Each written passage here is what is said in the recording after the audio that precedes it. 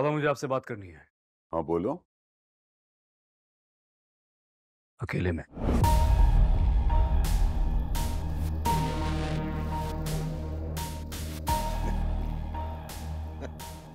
तो जा ही रहा था बेटा।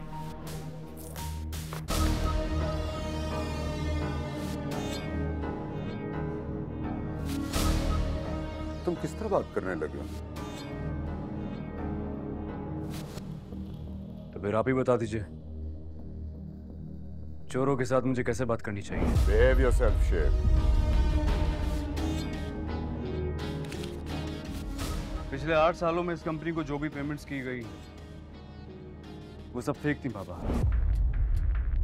ये सब डम एंट्रीज थी। ना ये कंपनी एग्जिस्ट करती थी और ना इससे कोई माल खरीदा गया है।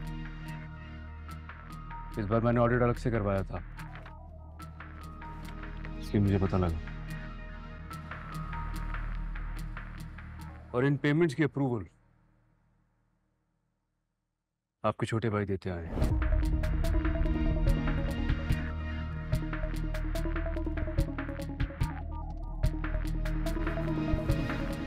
पिछले 8 सालों में 65 मिलियन का गबन किया है।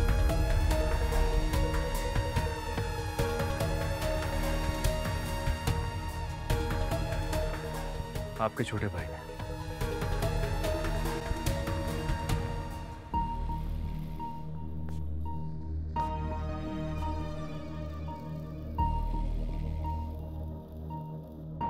बाबा अपने भाई नहीं बल्कि सांप पाला हुआ है। आप बुलाएं उन्हें या फिर पुलिस को बुलाएं। उनसे पूछें उन्होंने क्यों किया ये सब कुछ।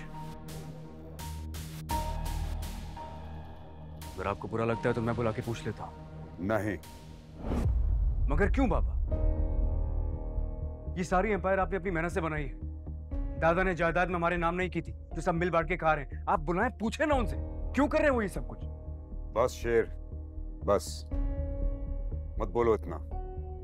चाचा है तुम्हारा। बाबा लूट रहे हैं आपको। Bloody 65 million, it's a very big amount. आपको कभी आइडिया नहीं हुआ क्या? हाँ हुआ। बाबा फिर भी आप। हाँ, इतनी अमाउंट का तो नहीं, लेकिन कुछ कुछ अंदाजा था। यूं समझो कि मैंने जानी के ऑडिट नहीं कराया। वो अपने ऑडिटर्स लाता रहा, वो जो रिपोर्टें वो बनाते रहे मैं उनको सच मानता रहा। बट बाबा आपने ऐसा क्यों किया? अकेले होने के डर से। वो कहते हैं ना, बात तो सच है अगर बात है रुसवाई की।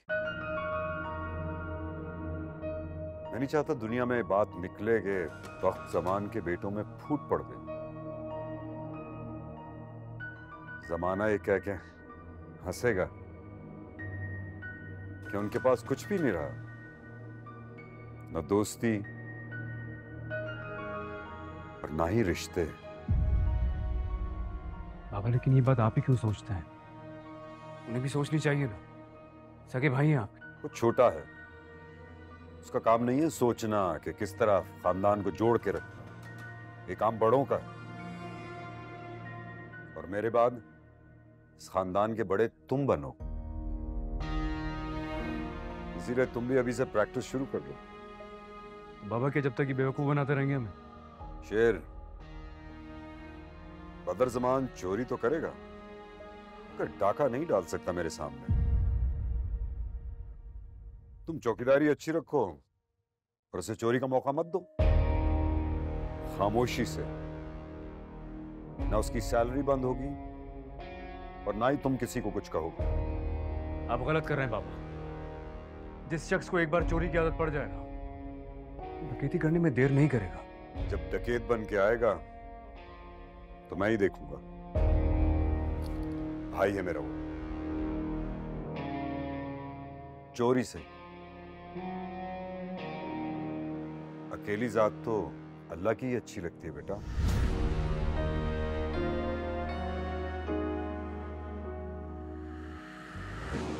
बंदा तो अपनों के साथ ही जचता है बेटा।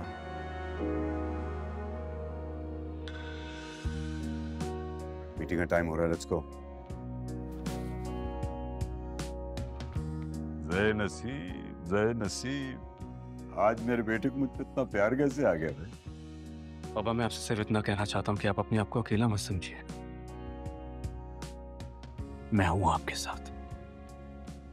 तुमको पता है मेरी जिंदगी का सबसे कीमती लम्हा कौन सा था? जब तुम पैदा, जब मैंने तुम्हें गोद में उठाया ना और अपना हाथ बढ़ाया, तुमने इसी तरह मेरा हाथ थाम लिया। मैं हमेशा आपके साथ हूं बाबा, आपका बाजू बन के। एक्सक्यूज मी सर, मीटिंग का टाइम। कंटिन्यू। चलिए।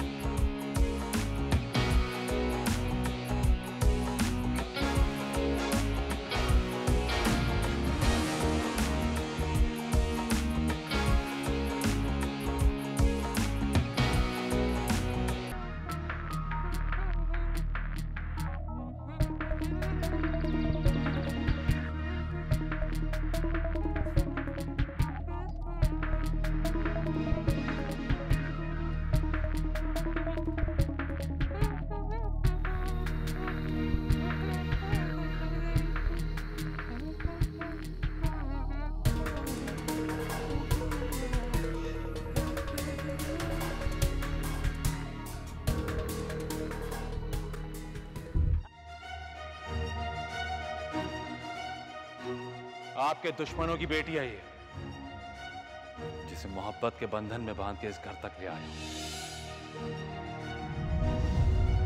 दुश्मनों की बेटी है। बेटी दुश्मन की हो या दोस्त की, बेटी बेटी होती है। घर से भागी हुई ये लड़की है, नहीं चाहिए।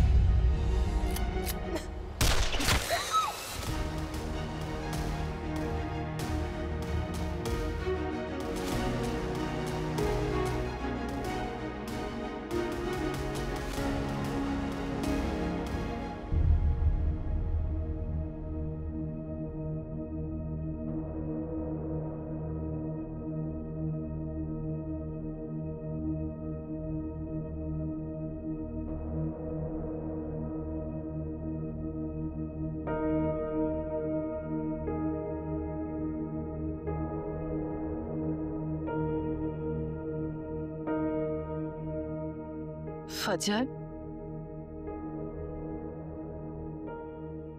चाची कैसी हो?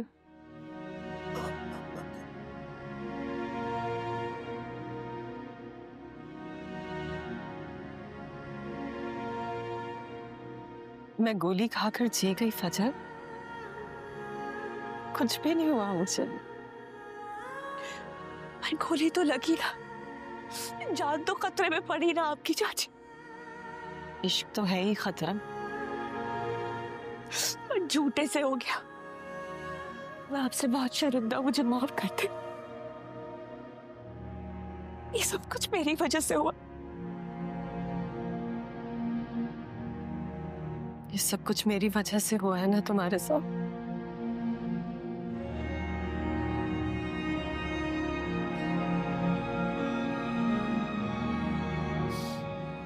अब बस करो ये रोना धोना। फजर, मर्द के लिए ना मोहब्बत करना ज्यादा आसान है, चाहत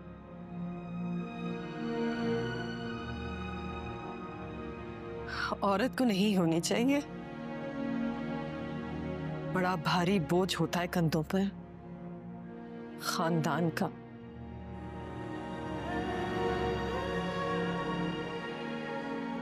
जो हो गया सो हो गया, भूल जाओ। जिंदगी में आगे बढ़ो। आगे बढ़ने के लिए कदमों के नीचे जमीन भी नहीं, हवा में मौल लग। कोई कैसे चले?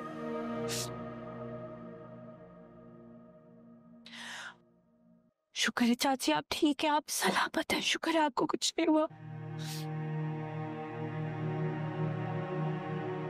हाँ, बज़ाहिर सलामत, जैसे डॉक्टर्स ने तुम्हें बचा लिया वैसे ही मुझे भी बचा लिया। तो समझ रहे हैं तुम्हारे जहर का असर खत्म हो गया।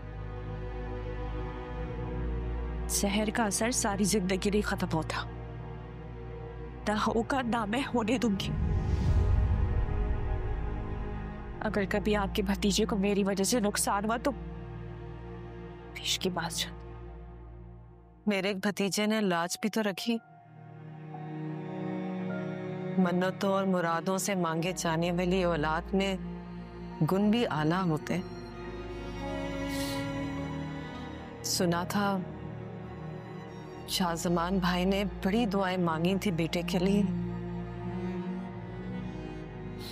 मन्नतों मुरादों से तहमीना भाभी को ये बेटा हुआ। बदर जमान भाई को तो बिन मांगे ही बेटे मिल गए। इखलाक जरूरी नहीं समझते थे ना, इसलिए मांगा भी नहीं रब से। तभी तो फहद ने इतनी गिरी हुई हरकत की।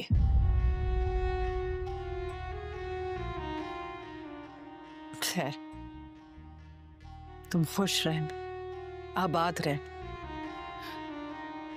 और जब मेरी याद आए तो मेरे पास चली आ। आप ऐसे क्यों कह रहे जैसे आप कहीं जा रही? जा ही तो रही। कहाँ? वजाहत मुझे और समीर को इंग्लैंड लेकर जा रहे हैं ताकि मेरा सही तरह इलाज हो सके और समीर की तरबियत पुरसुकून माहौल में हो सके। समीर इस माहौल से दूर रहे तो एक अच्छा इंसान बनेगा। मैं उसे नफरत नहीं सिखाना चाहती, वो खुद भी नफरत नहीं सीखना चाहता।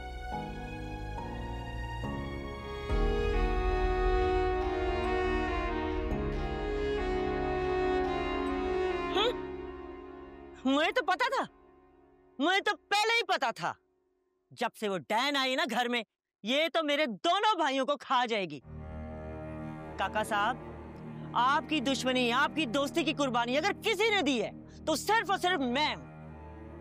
सिर्फ और सिर्फ मैं, और मेरी जिंदगी वार दी आपकी कुर्बानी पर, आपके कहने पर। वो बेगैरत तो जहर खा के भी ना मरी, और ये बेगैरत दुश्मन की बेटी को ब्याह के इज्जत दे के घर में बैठा रहा, और अब लंदन जा रहा है उसे ऐश कराने। यहां मैं एक भटकती हुई रूह की तरह घूमती रहूं ना, जैसे कि ठेका उठाया हुआ इज्जत का। इज्जत अपने सर पे लेके भटकती हुई रूह की तरह घूमती रहूं इस घर में। बेगैरत। हो गया। मैं नालायक हूं तो नालायक हूं। ताज बीबी, मैं बुरा बेटा हूं, बुरा भाई हूं, बुरा शौहर हूं, मगर मैं बुरा बाप नहीं बन सकता।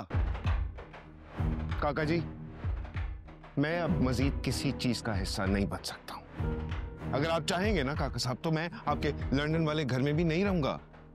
इतना पढ़ा लिखा हूं कि नौकरी करके अपने बीवी बच्चे को पाल सकता हूं मैं। देखा, अभी भी जिम्मेवारी नहीं लेनी इसने। अभी भी दुश्मन की बेटी को लेकर भाग रहा है, बेगैरत कहीं का। बस हो गई है ताज बीबी। वो सिर्फ दुश्मन की बेटी नहीं है, मेरी बीवी है, मेरी इज्जत है। उसने मेरी खातिर अपना घर छोड़ा है, बाप छोड़ा है, खानदान छोड़ा है, और सबसे बढ़कर वो मेरे बेटे की मां है इस वक्त, जो मुझसे इसलिए बात करने पर राजी हुआ है कि मैं उसकी मां को लंदन लेकर जाऊंगा। काका साहब, आपकी बेटी को सिर्फ दुख इस बात का है कि ये सारी जिंदगी आपकी फर्माबरदार क्यों बनी रही है, हमारी तरह इसने बगावत क्यों नहीं की है। यही दुख, यही गुस्सा सारी जिंदगी निकालती आ रही है। और जब से शाहजमान की शादी हुई है ना, मलिक महल की दीवारों ने सिर्फ इसकी चीखें सुनी है, और जब से मेरी शादी हुई है, इसकी चीखों की आवाजें और बुलंद हो गई है।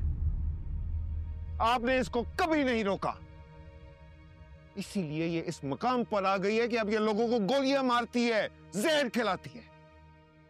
काका साहब, आप देख रहे हैं ये मुझे सुनाता जा रहा है, सुनाता जा रहा है, और आप मेरे हक में एक लफ्ज नहीं बोल रहे।